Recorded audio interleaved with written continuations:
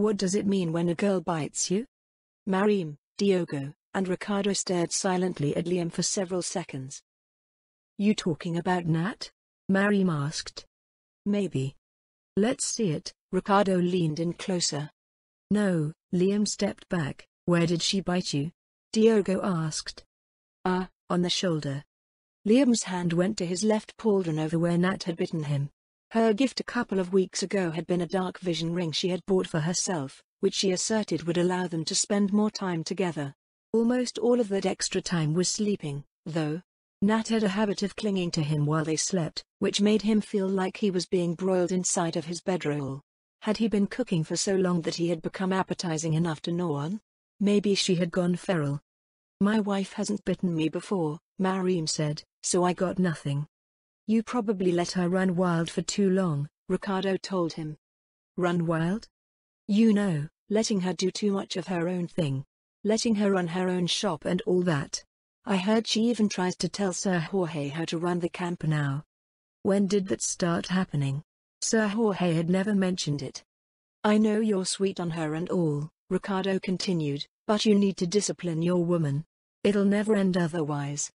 Liam sighed and left the 3 patrol sergeants, walking through Rimian Gate.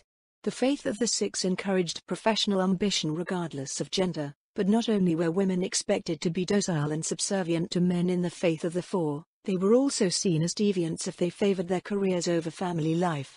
There were exceptions, of course, such as adventurers and other larger-than-life individuals, but a wild woman was generally seen as a problematic existence. Nowhere was this outlook more prevalent than in the highly religious Holy Kingdom of Roble. Liam couldn't stomach it, so he wondered if it made him a failure as an assassin. Mrs. Lynham would probably say so. An assassin was a master of disguise and was supposed to be able to seamlessly blend into any setting. Liam, there you are. Sir Jimena was on the other side of the gate. An unfamiliar man of dark complexion and short stature stood at his side. I got a new guy for you, the knight said. Name's Manuel. The new guy stuck out his hand. Liam took the proffered hand and gave it a firm shake. Nice to meet you, Manuel. He's rough around the edges like the rest, Sir Jimena told him, but he'll manage. Probably. Over the past 2 weeks, the knights hammered out an informal system of identifying and testing thief-taker candidates. Like Liam, they all started as caravan escorts and had their capabilities and trustworthiness gauged by the caravan masters. He wasn't sure how reliably it identified rogues as they had many overlapping qualities with rangers in that type of situation, but it wasn't as if Roble had an abundance of trustworthy street thugs to choose from like the Draconic Kingdom did. After that, the candidates were incorporated into the new training routines devised for House Rastello's city patrols. Those who surpassed a certain threshold of proficiency were placed under Liam. As Sir Jimena said, however, even those guys were still rough around the edges. I'll put him through his paces, sir, Liam said. Do the patrols know him on sight? They've seen him in training, but that's no guarantee. Hell, the other thief-takers might stick him in the dark. Manuel shifted on his feet as they spoke, his eyes going back and forth between Liam and the knight. Liam motioned for him to follow with a jerk of his head. It's an honor to finally meet you, sir, Manuel said as he fell into step beside him. Yeah? Yeah. Manuel enthused. I've heard so much about you. You fought an army of rogues for weeks on your own. You even went to prison and you stare down Remedios Custodio whenever she comes around. That's so hardcore, you really have my respect. He wasn't sure if someone from the Holy Kingdom should have said all that. At the same time, it was somewhat reassuring. For lack of a better way to describe it, rogues had roguish qualities no matter how they might otherwise be. So, Manuel licked his lips and dry-washed his hands. What do I do? Let's take a look at your equipment, first. They stopped on a street corner a block away from the gate. Manuel produced the same type of dagger that Roble's citizens used for everyday tasks. That in itself wasn't bad, but he didn't seem to have anything else beyond his nondescript laborer's outfit. What did you do before this? Liam asked. Before caravan escort duties, I mean. I was a laborer, sir. But there wasn't any work in the city. Sir Luis picked me out a while ago for the caravans. How did a laborer end up as a rogue? Then again, he did seem pretty enthusiastic about his work. Will counted a lot towards self-development. However, that in turn raised questions about what he envisioned himself to be. "The first thing you need to do is get some boots," Liam told him. "Those straw sandals are going to get you killed." "How in the world did you manage to work as an escort without wearing them out?" "They didn't pay us much," Manuel replied, "but it was enough to afford new sandals every now and then." It was true that caravan escorts weren't paid much, but they were also provisioned by House Rastello while they worked. Everything else was extra and they worked non-stop, so he should have at least been able to afford some boots. On top of continuously buying new straw sandals, he must have been purchasing something else. Maybe he had a family in the city to feed and didn't understand that rural folk were accustomed to operating on credit. "You are working on the ground until you get a decent pair," Liam told him. "The camp market should have plenty." We don't get equipped by House Rastello?" "Of course not," Liam replied. "Knights equip themselves through their personal incomes. It's the same sort of deal with men-at-arms. If you want to know how the other armsmen manage things, just ask around." Manuel glanced over Liam's gear. "You mean you paid for all that awesome stuff on your own?" "Sort of. I saved up a lot and invested it in a workshop. You can still afford normal equipment with an armsman's pay, though." "Normal, you mean you're wearing magic items?" "Yeah." The man's jaw dropped open. Liam wasn't sure what was so astounding. Saving up to start a business was common sense for pretty much every vocation. All he had done was identify a wife who could read and write, figured out what she could do, and invested in her workshop while encouraging her to follow the tenets of the Six. Of course, Nat turned out to be super good at what she did, but all that meant was that they had a giant pile of script that they weren't sure what to spend on. "New guy?" Ricardo strolled up behind them with his squad. "He's on the street for now," Liam replied. "Guess we can't have another thief-taker breaking their neck." Liam nodded. One of the first new thief-takers had slipped off of a rooftop and landed on their head. They rushed him to the nearest temple for healing and it was sort of embarrassing explaining what happened to Sir Jimena after that. "You have a screen tonight?" Liam asked. "Nope," Ricardo answered. "Want us to take him on?" "Don't stab him by accident." "Hey, you're the only one we nearly stabbed by accident. You're just too damn sneaky for your own good." "What do I do?" Manuel asked. "Walk about a half block ahead of the patrol," Liam told him. "Check the alleys and any other hiding spots you see along the route. If you find something suspicious, whistle up Ricardo's patrol. Don't try to do anything alone unless someone bolts." "Got it." He kept his instructions as plain as possible, as the new thief-takers didn't seem to understand what a sneak attack was. Since they were more or less as excited as Manuel about their work, having them whacking random people carried a high risk of grievously injuring or even killing someone. After making sure Manuel understood his instructions, Liam went to the rooftops to observe his progress. He frowned as the man snuck up on a cat in a doorway and pulled his dagger. The cat detected him and bolted, causing Manuel to jump a meter into the air with a startled shout. Ricardo's patrol came running to assist. "Is this all right?" Laughter rose as the patrol mocked Manuel for his overreaction. Liam hopped down from his perch above, slipping into the alley ahead of the group. A few minutes later, Manuel appeared and paused to look in Liam's direction. Then, he pulled his dagger and closed the distance. When the man raised his weapon to strike, Liam punched him in the gut. A swift kick sent him rolling back out into the street and the patrol came running again. "Are you an idiot?" Liam scowled. "What if I was a kid?" Technically, he was, but he had lied about his age. "But I couldn't see. I told you that if you find something suspicious, whistle up the patrol. I didn't say stab anything suspicious. At this rate, you're going to cause trouble for everyone." "We done with him?" Ricardo asked. Manuel's eyes widened at the implications of the patrol sergeant's words. He pushed himself up from the street and crawled to Liam's feet. "No, wait," he pleaded, "don't get rid of me. I promise I won't do it again. After trying to stab a cat and then me, your promises are about as good as a hole in a boat. Just give me another chance. Please." Liam shared a look with Ricardo. "Let's see how he does for one round," Ricardo said. "That's what we were just doing." "Fine," Liam said. "But if he screws up one more time, he's on the next caravan out." He returned to the rooftops with a shake of his head. Smiling demon? He was more like the demon nanny. How did Roble's royal army manage to train their thief-takers without incident? On second thought, maybe they didn't. A figure made its way over the rooftops, clambering over to join him. New guy? Yeah. Great. I thought I was in trouble for a moment when I saw you here. How many cats did he try to stab? That's not funny. It is, in a way. Liam sent an unamused look in the man's direction. He was a thief-taker who had graduated from Sir Jimenez's training the previous week, a lanky young man by the name of Ames. Has anything happened on your block? Liam asked. Not a peep, aside from the new guy. I doubt anything will happen this deep in our turf. A sigh escaped Liam's lips as he was reminded how silly Manuel's reactions were. They were standing in House Rastello's original jurisdiction, which meant they were several blocks from any of the bordering houses.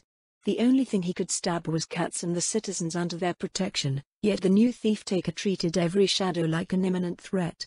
The sun hadn't even gone down and the city folk were still moving around. Keep an eye on him, Liam said. Check on any spots he misses and try to keep him from murdering random people. You got it, boss.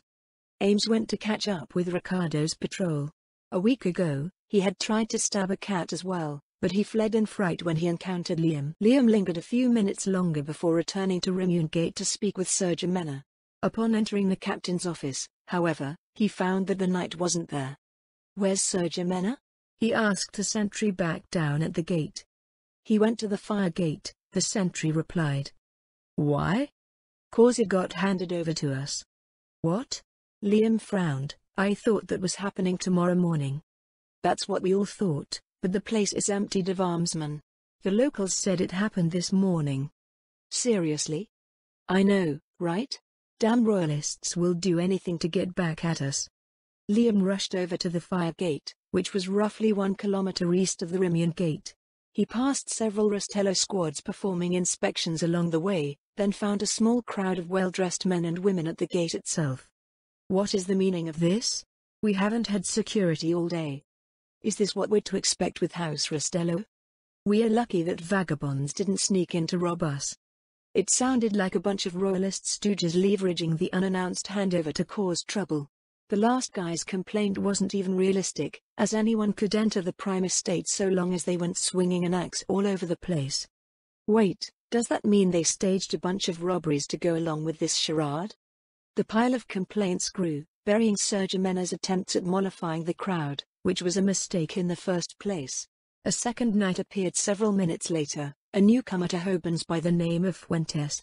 Liam slipped in behind him as he pushed his way through. Jimena, what in the gods' names is going on here? Ridiculous.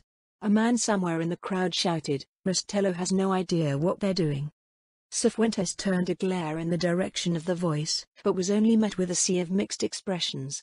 Oh, gods, he's going to murder us.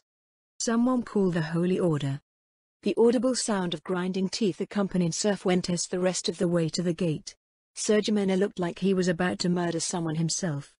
It's all yours, Fuano, hey Liam. A hush fell over the crowd, their once angry gazes going from Sir Jimena to Liam. A woman nearby, he was pretty sure it was the Esme that worked for House Over, screamed and fainted. The crowd panicked and melted away into the prime estates, leaving a line of royalist armsmen quaking in their boots as they leveled their halberds toward him away. Sir Jimena said. Remind me to call on you the next time this happens. Forgive me for being new here, Sir Fuentes said, but what the actual fuck just happened? Sir Jimena came over and clapped Liam on the back. Liam, here's our very own demon assassin from Ijania, he said. Or something like that. It gets crazier every time I check. I'm sorry, the other knight said, I don't follow. That would be ill-advised, Sir Jimena replied. It just goes wherever it goes. Where are your men? Half of them are drunk and the other half are getting drunk. We were supposed to assume our duties here tomorrow. With House Rastello's expanding operations came additional companies of armsmen. A and B Company were joined by a C and D Company in the ranks of the elite, though those two were promoted from the best of the regular companies and were only about a step above the rest. Supporting them were 8 regular companies, 4 of which were still in basic training. The elite companies patrolled the border streets while the regular ones were assigned to the interior of House Rastello's jurisdiction, which included its growing labor camp.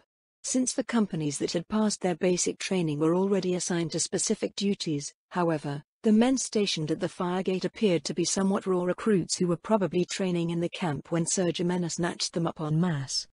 "Then I guess we're stuck with these scarecrows for now," Sir Jimena said. "Liam, do you think B&D companies can afford to move?" "I'm not sure, sir," Liam replied. "It's quiet right now, but what the Royalists did here is bound to open up some holes in our defense. I'd be especially wary of any presence that they've left behind. Such as sabotaging our fuel storage, for instance. They may even believe they have a right to do it since the warehouses would be filled with their charcoal." Sir Jimena clicked his tongue. "I wanted to save the district inspection for the morning, but it sounds like it's better to do it right away. Fuentes, you're in command of the company here. I'm going to see who I can recruit from the locals for this. Liam, start checking around for sneaks." "Yes, sir." Liam left the gatehouse and walked along the city's second wall, wondering how to go about doing that. It was still early enough in the evening that people were doing things outside and he wasn't familiar with any of them. Additionally, the newly acquired district was set up in a pretty annoying way. While House Rastello controlled the fire gate, they didn't control the walls. Usually, walls would represent safety, but the Royalist-manned walls instead represented a way for their enemies to cause trouble. Unless House Rastello constantly monitored its entire length, infiltrators based in the Prime Estates could sneak over at any point. Bordering the south of the fire district was the Water District, locally known as the Water Gardens, which was the closest thing to a hive of scum and villainy Hobans had. The denizens themselves weren't bad, but the entertainment district was frequented by countless patrons from the Royalist houses. They could come over as an organized effort of well-prepared agents or a mob of drunken rowdies. Either way, House Rastello had to defend against them. Why is the fire district by the water district, anyway? Shouldn't it be on the opposite side of the city? The Holy Kingdom couldn't even get its elemental axis straight. Liam could find no end to the contradictions contained within it. He made his way over the rooftops, weaving through the forest of soot-stained chimneys of the city's silent forges. Smiths and their families loitered in the enclosed yards below, their expressions a mix of worry and listlessness. Beyond that, there seemed to be little else but House Rastello's patrols, who warily poked their heads into every nook and cranny in search of infiltrators and sabotage. With how small the district was, however, it only took half the night before Sir Jimena was satisfied that nothing was amiss. The closest thing to sabotage were the warehouses left locked by the former overseers, which Liam effortlessly picked at the knight's behest. "You'd think they're having a competition over how petty one can get," Sir Jimena scratched his head.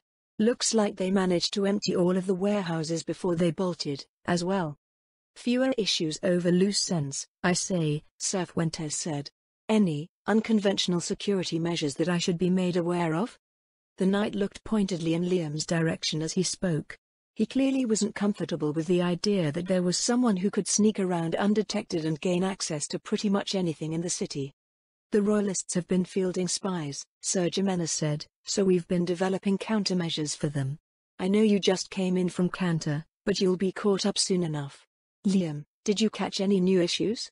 I know the water gardens are a problem just waiting to happen." "And the fire gate," Sir Fuentes added. "We don't have a single lick of authority in the Prime Estates, so the Royalists can do any number of things. I don't like how vulnerable we are there." Sir Jimena nodded in agreement, then looked over at Liam. "The wall is controlled by the Royalists," Liam said. "It's like a fortress they can attack from any time they want. Both the wall and the water gardens will need extra security." "Would improved lighting help?" Sir Jimena asked. "I think so," Liam nodded. "It should eliminate the chance of people sneaking into the district at night so long as the sentries and patrols are paying attention. But where are we going to get so much lighting?" Sir Fuentes came in with a few crates of torches. "They were supposed to be set up around our entire jurisdiction, but it sounds like they'll be put to better use on this end." Lord Demiurge is right. Knowledge is dangerous. In the short time since he started making suggestions to improve House Rastello's situation, all sorts of novel, at least to the Holy Kingdom, ideas had cropped up. Through specific forms of training and being able to digest new experiences, the knights and their men were developing practices that even Liam would be hard-pressed to deal with. He supposed it made plenty of sense. He wasn't exactly the smartest guy around, but even he could grasp new concepts and turn them into working knowledge just by being exposed to them. Conceptualization was the greatest barrier to innovation. A lot of things seemed obvious in hindsight and it was easy to look down on others for their ignorance, but trying to think of them the other way around really was next to impossible. One only knew what they knew, after all. Just before dawn, Sir Jorge appeared at the head of a caravan of goods from the labor camp. The warehouses of the fire district were still being filled with iron bars, charcoal, and a variety of other reagents for smithing when the local workshop owners were gathered up and brought before the night. Liam stalked the rooftops around the gathering, alert for any suspicious individuals. "Good morning," Sir Jorge said. "I'm Sir Jorge, overseer of House Rastello's jurisdiction in Hobans. There was some confusion last night, but, well, let's put that behind us, yes? I assume everyone will be far more interested in the opportunity that I have come to present." "Opportunity?" A man at the front of the gathering, dressed in Guildmaster's garb, crossed his arms. "Just so you know," he said, "we won't be doing anything crooked for House Rastello." Evidently, there had been one other, obvious, bit of sabotage left behind. "Crooked?" Sir Jorge laughed. "Perish the thought. I understand that the former management had some choice things to say about our most honorable house, but I assure you that none of it is true." "Probably. Ahem, let's get down to business, shall we?" The knight held out a hand. One of his aides came forward with a scroll case and placed it into his palm. "House Rastello has issued supply contracts for arms, armor, and metalwork." He waved the case in the air. "There are a variety of terms tailored to different specializations." "We are not arming House Rastello, either," the Guildmaster said. "Of course not," Sir Jorge smiled. "We have our own, most excellent craftsmen, after all. The contract in my hand and the many like it are for the Holy Kingdom. More precisely, they are meant to arm the royal army." The assembled craftsmen looked to one another while speaking in low murmurs. For all of the Guildmaster's antagonism, they were understandably more interested in the opportunity to make a living again. Sir Jorge held out the scroll case to the Guildmaster, who popped it open and fished out the contents. Several nearby smiths leaned in to read over his shoulders. After several moments, the Guildmaster rolled the contract up again and put it away. "I hope you don't mind if I confirm the legitimacy of this contract with the Royal Palace." "Be our guest." Sir Jorge's smile remained undiminished. "In the meantime, if anyone with a greater measure of trust wishes to begin working, our merchants will be happy to assist you.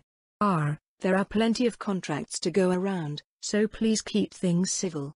The moment Sir Jorge strolled away, the Guildmaster was nearly trampled by his own members. He may have been swayed to the royalist side, but the limits of his influence were clear. "They're so mad." A half-circle of scions faced Nia Baraha in the core camp outside of Lloyd's. Her wavering gaze kept going between them as she tried to figure out how to respond to their anger. They were all dressed for business, which meant they were very well dressed, and that made things all the more intimidating. "It was unavoidable," she said in a small voice. "I won't deny that the situation could have escalated into a violent conflict, Miss Baraha," Lord Lugo said, "but there is a certain order to things. To us, your resolve is respectable since we understand what you've invested into the affair, but the rest of the Holy Kingdom won't see things the same way. From their perspective, you'll be akin to a thug desperate to prove their empty blustering." "Except common thugs don't make rousing speeches," another nobleman said. "Just how long have you been plotting that move for? Have you been harboring these ulterior motives all along, exploiting our trust to access supplies and logistical support?" "I wasn't," Nia replied. "Who could have foreseen what happened the other night? Lord Lugo was there, even he said that we didn't have any good choices." "So, in lieu of good choices, you chose violence. Need I remind you that the citizens of the Holy Kingdom are not demi-humans from the Abelian Hills?" A mire of misery churned in her stomach. It was all her fault. Shortly after the Royal Army's transports started letting their troops off in Lloyd's Harbour, the local royalist authorities entreated their officers to secure the city. The transports were royalist ships delivering soldiers from royalist-controlled territories to the wall, so of course their officers were all royalists who accommodated the request without question. Once they learned that the army was being sent to stop Nia's allies, she and Say snuck out of the city and rushed to the site of the confrontation. Along the way, Her mind raced to figure out how to end the standoff, but, in the end, she had taken a gamble. Either the soldiers were from the south and her words would fall upon deaf ears, or they were from the north and there were enough people from the towns and cities present to plunge the royalist ranks into chaos. In hindsight, it was a gamble with terrible odds and the results were more bad than good. While it was true that it had gained them Lloyds, doing so had landed them in all sorts of trouble. Additionally, her rousing speech, as the nobleman put it, was completely spontaneous. She had neither written nor practiced anything remotely like it. Given its polished delivery and effectiveness, however, no one would believe that. No one except Fasay. According to her, it was a form of oration, which functioned similarly to a bard's. It brought together all of the wielder's experience and knowledge to render their performances, which was one of the reasons why bards were constantly compelled to seek out new information and lore.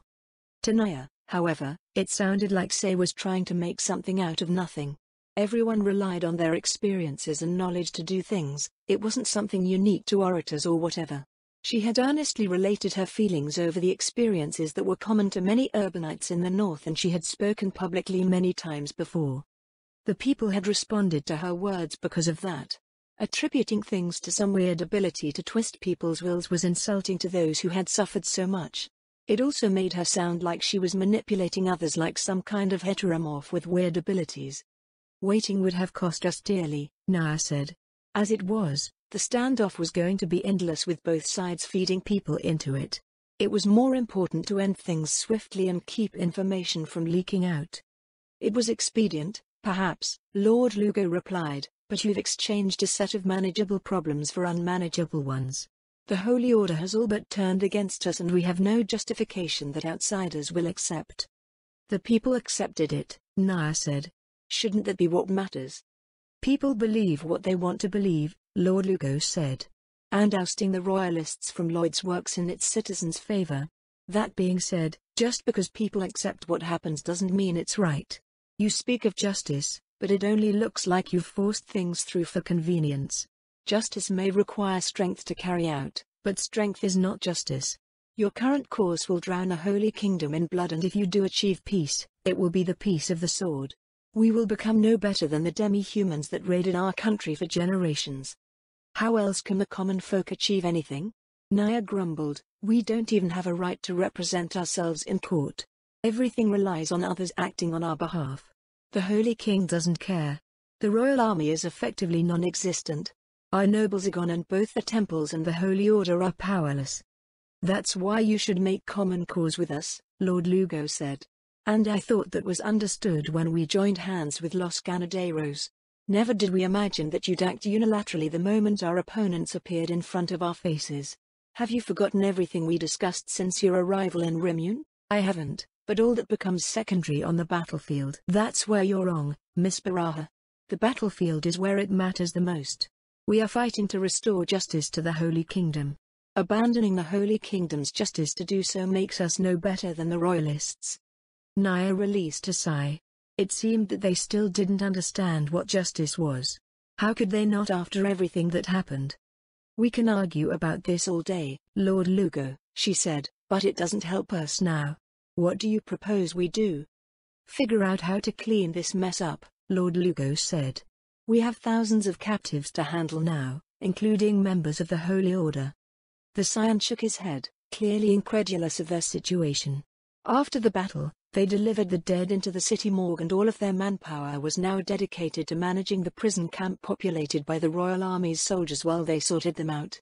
The 5 paladins assigned to Lloyd's were also being kept captive, though they were under a sort of city arrest that allowed them to continue their judicial functions inside the walls. Naya was now seen as the leader of what the paladins considered a criminal organization. She and her collaborators were wanted for mass murder and piracy amongst other things. Any goodwill that Naya had with the Holy Order and Lloyd's had evaporated and she was now seen as a traitor to the Holy Kingdom. She couldn't set foot in the city without all of them coming after her. We still need to take the towns in the prefecture, Naya said. The royalists there are going to start wondering why Lloyd's has gone silent and their merchants aren't returning. Lord Lugo's companions shook their heads, not looking pleased at all. When does it end? One of them asked. We are committing crimes to cover up previous crimes. Even if we contain the prefecture perfectly, The lack of traffic will eventually draw attention. Then we should liberate as much as we can before that happens, Naya said. The more voices we have on our side, the harder it will be for outsiders to ignore the injustices being carried out in the north. Lord Lugo exchanged silent looks with his fellow scions. We can't move without approval from Rimune, he said. The Duke will already be livid when he learns of what happened. In that case, Naya said, let us do it. What do you mean by that? Lord Lugo frowned. My people and I can go ahead and take control of the Royalists' holdings on our own. Your people can come behind us and assume management when we move on. We just went over this, Miss Baraha. We cannot abandon justice to correct injustice. It is best to wait. The people can't wait. Naya told him. How can you not understand that by now? The conditions created by Royalist management eat away at the very soul. You claim that you desire nothing less than the restoration of the Holy Kingdom, but the longer we wait, the further the Holy Kingdom drifts away from that past ideal. I can't even guarantee that the people that we wrest from the Royalists' grasp will be the same people we remember from the past. Their personalities and behavior may already be twisted beyond all recognition. It was the best compromise that she could think of. The Conservatives were too bound to the traditional way of doing things, making swift and decisive action next to impossible. They were more than willing to assume management of the city, however, so she figured it didn't matter how much they complained so long as she produced results. It's not as if we can stop you, Lord Lugo's words came out laced with bitterness.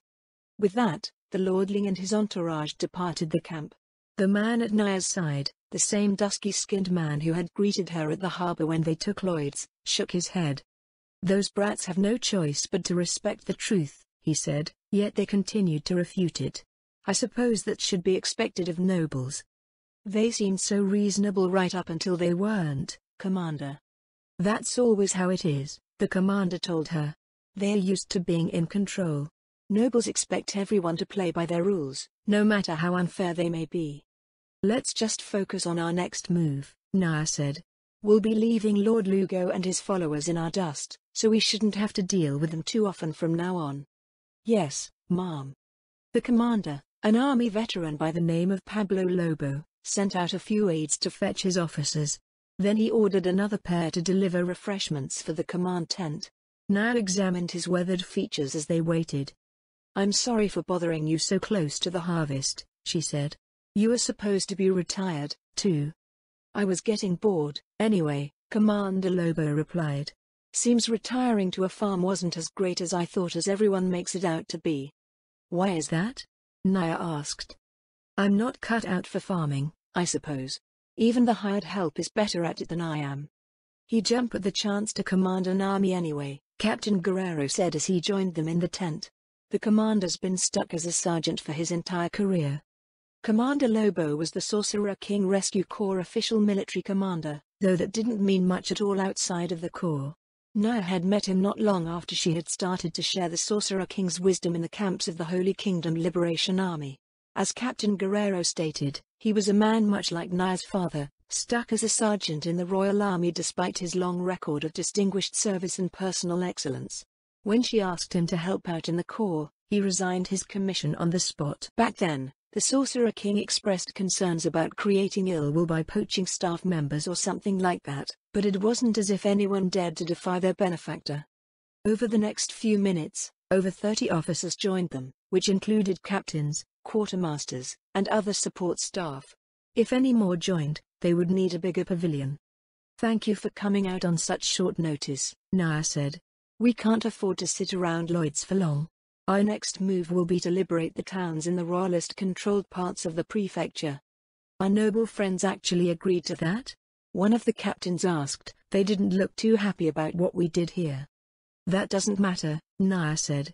We've gained the initiative over our enemies and we need to keep it for as long as possible. More importantly, every day we wait around Lloyd's is another day that our people suffer.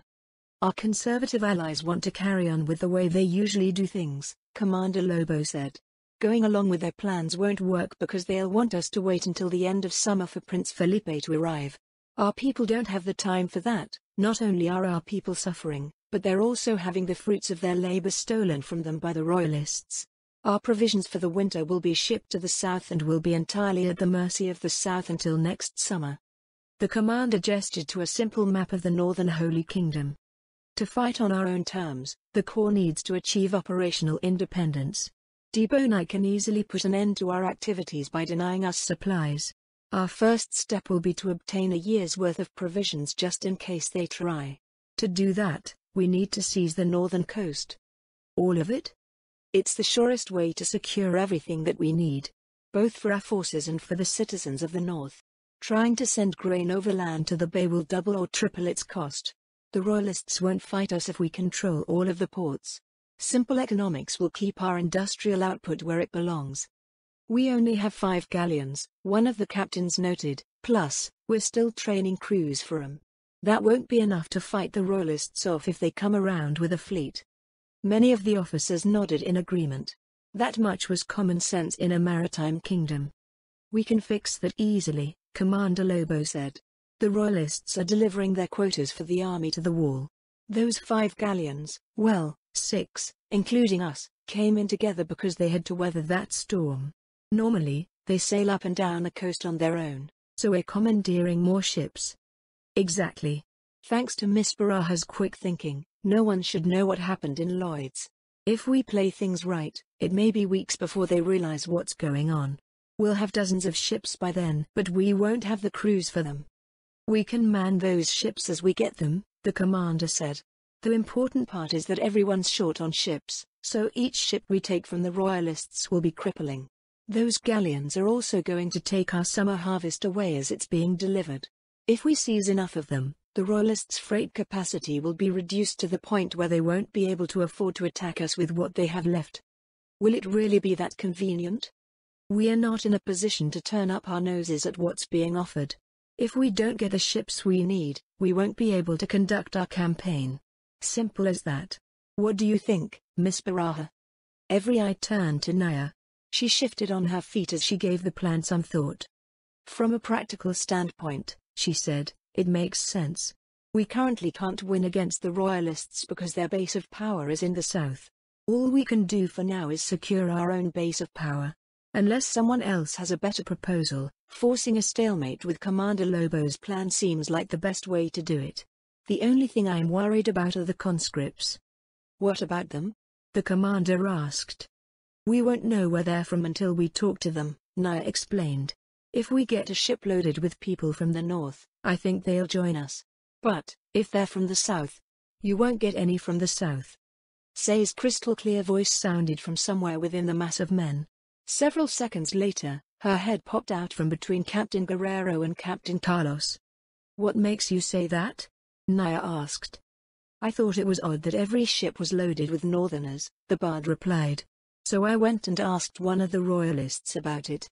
Every reservist drawn for the army is from the northern Holy Kingdom, and whoever you spoke to just told you that. Commander Lobo gave the bard a dubious look. I have my ways, Say smiled mysteriously. At any rate, it was the same story between the dozens of Royalists I asked. But conscription is always universal, Captain Guerrero said. How can this be true?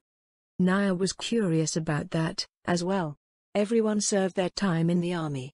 It was a fundamental aspect of being a citizen of Roblé. The South paid gold to get out of it, Say shrugged. An explosion of angry voices came in the statement's wake. Naya glanced upwards, wondering if the canopy of the pavilion would be blown away. Those depraved. What in the gods' names is wrong with those people? They've been getting fat and happy while we've suffered raids for generations. Now they think they can use the prosperity bought with our blood to get out of service entirely. The South can go to hell. It took several minutes for the anger of her officer corps to settle into a simmer. By then, word had spread to the nearest portions of the camp, creating new waves of outrage. Commander Lobo, Naya said as a commotion rose around them, we need to get this under control. It'll give us time to consider your proposal, as well. Yes, ma'am.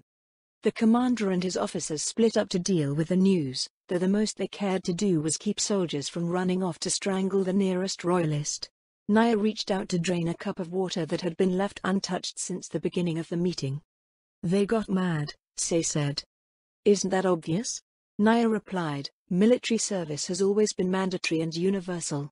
Sometimes, you get stories of people bribing their way into choice positions, but no one's ever heard of paying one's way out of service entirely.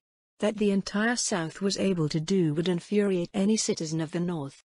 Sounds like you have another card to play out there, the bard noted. It was a powerful card indeed.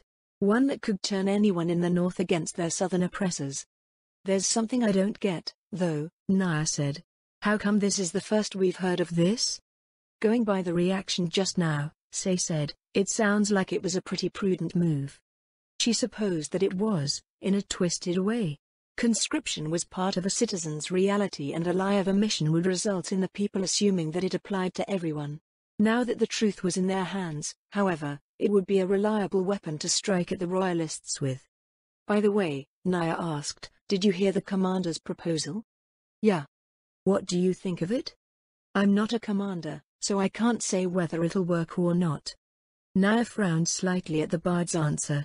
She had a peculiar way of acting when it came to anything that wasn't within the realm of expertise. It was as if she believed that she wasn't allowed to have an opinion. You must feel one way or another about it, Naya said. The only useful thing that I can say is that the nobles can't stop you, Say said. Neither the royalists nor the conservatives. It will take them weeks to react in any meaningful way after they find out what's going on. Which meant that the royalists in particular might not be able to react until winter, so long as they remained ignorant of what was happening. However, while Naya's forces could preempt any royalist attempts at warning their allies while they were taking over each town and village, their net of rangers would grow increasingly ineffective the larger their borders grew.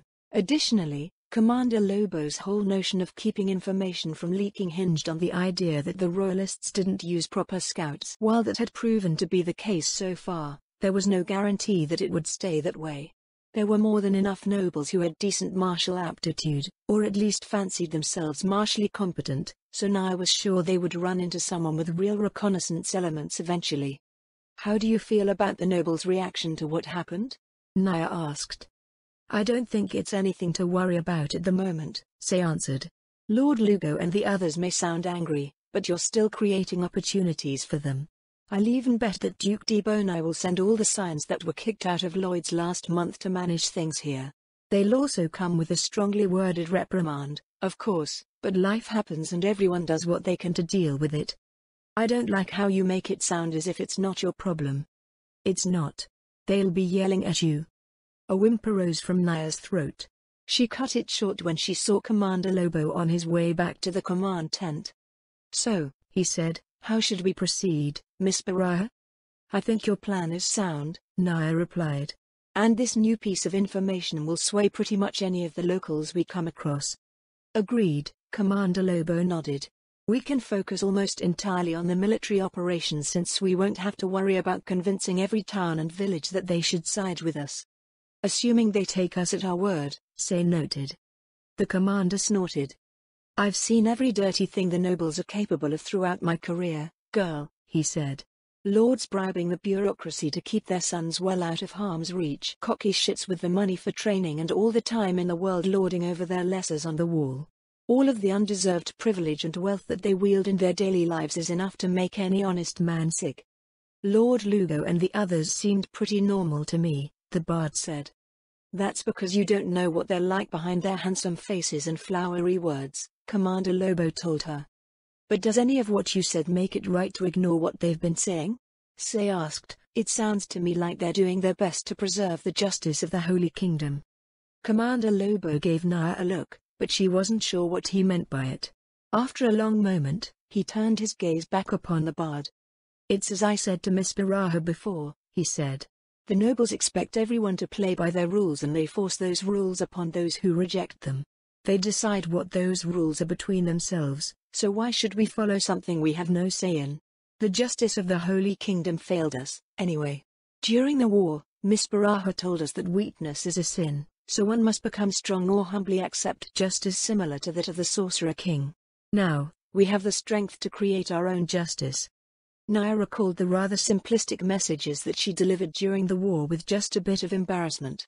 She still believed every bit of what she said, but experience had proven that it was so open-ended that anything could come out of it. That would have to be addressed at some point to prevent undesirable outcomes. So, Commander Lobo said. If there aren't any objections, shall we get to work? Yes, let's, Naya nodded. I guess learning how to capture more galleons is the first order of business.